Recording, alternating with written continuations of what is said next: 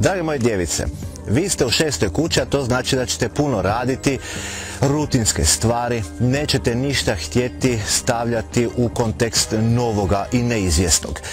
Iako vaš vladar Merkur u 8. kući zajedno sa Suncem može napraviti nekakve mučne, tegobne situacije koje će vam pomaknuti rutinu, smatram da se trebate držati čvrsto onih svojih principa i ništa posebno ne mijenjati. Jedino što će vam nedostajati dovoljno novaca da neke stvari održavate, pa ćete u ovom tjednu odustati od nekih poslovnih pojmova, a koji su to svaka djevica zna za sebe.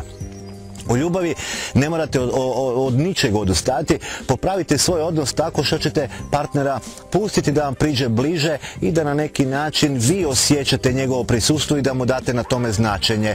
To će vam biti najbolji ljubavni savjet. U nove veze možete ulaziti, ali više kao prijateljstvo. Kad je riječ o zdravlju, smatram da ćete imati problema sa očima i sa očnim tlakom i vidom u generalnom smislu, pa ako već znate da je to problem, znate što trebate učiniti. Mi se vidimo sljedećeg ponedjeljka, a do tada veliki pozdrav od Kastara.